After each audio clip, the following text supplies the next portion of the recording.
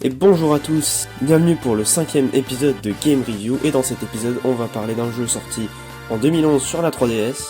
Et bah oui, on va parler de Mario Kart 7. Alors Mario Kart 7 est un excellent jeu, et d'ailleurs beaucoup de personnes m'ont demandé de le faire. Mais je voulais Mario 4DS. Ouais, mais c'est pas toi qui décide. Donc comme dans tous les Mario Kart, on y retrouve les modes de jeu principaux, qui sont le Grand Prix, le mode auquel on a déjà tous joué, le mode bataille et le contre-la-montre. Donc comme je l'ai dit, c'est franchement un bon jeu. Actuellement l'un des meilleurs Mario Kart, en même temps c'est l'un des derniers, mais il a apporté pas mal de choses à la série des Mario Kart, et on le verra un tout petit peu plus tard. Par contre, s'il y a bien un truc que ce Mario Kart n'a pas du tout apporté à sa série, c'est sa sélection de persos. Non mais regardez, mais pourquoi Qui avait envie de voir ce perso dans Mario Kart?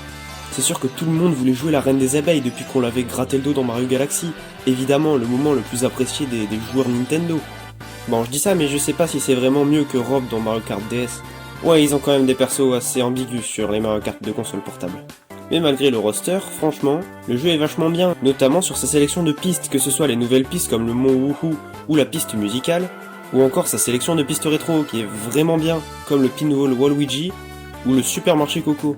You just got coconut ball. Et ce jeu a selon moi la meilleure route arc-en-ciel. C'est un circuit divisé en 3 parties sur lequel on roule sur des planètes, franchement le principe est génial, et en plus la musique est super. Vraiment l'un des meilleurs circuits de tous les Mario Kart confondus. Donc je disais que j'allais en reparler, mais le jeu a apporté une feature unique à la série des Mario Kart qui n'était pas là avant.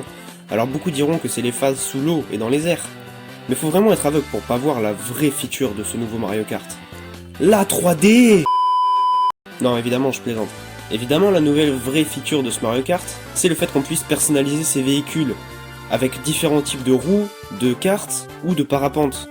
Et ce système a été repris dans Mario Kart 8, et je pense qu'il sera repris dans tous les Mario Kart à venir, parce que cette feature apporte beaucoup au gameplay et à la personnalisation, et c'était un super ajout de la part de Nintendo. J'en ai pas encore parlé, mais il y a aussi un mode bataille dans ce Mario Kart. Malheureusement, il n'y a que 2 modes, ce qui est assez restreint comparé aux autres Mario Kart, dans lesquels on pouvait avoir d'autres modes plus diversifiés. Les maps restent assez bien, même si... Attendez, non mais... La Reine des Abeilles c'était pas assez, il fallait aussi lui faire une map. Ah bah d'accord. Non mais faut croire qu'en 2011, Nintendo avait développé un fétichisme pour la Reine des Abeilles. Le mode online est toujours actif, et parfois j'y vais même pour jouer, même si je suis assez nul et que je me fais souvent battre. Bon après pour le mode online, si vous voulez jouer avec vos potes ça va être compliqué, puisque la 3DS utilise le même système que toutes les autres consoles Nintendo, à savoir le code ami. Ouais c'est vrai, Nintendo ils ont tout compris, hein. Au niveau social sur leur console, c'est vraiment les meilleurs, hein. Le menu Street Pass, bah il sert à rien. Sinon, est-ce que je vous étais dit que j'étais super nul à Mario Kart? Ou alors c'est peut-être juste que j'ai pas de chance? Bon, sinon moi, mon avis personnel sur le jeu, bah c'est un jeu que j'adore. Je l'ai eu en même temps que ma 3DS quand j'avais 7 ans, et putain j'y ai beaucoup joué.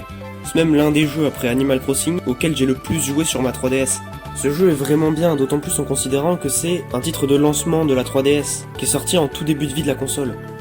Malgré l'absence du mode course versus, mais j'ai envie de dire, qui en a quelque chose à foutre du mode course versus, bah c'est un excellent jeu. Bon bah j'espère que cette vidéo vous aura plu, et moi je vous dis bah à la prochaine. Never gonna give you up, never gonna let you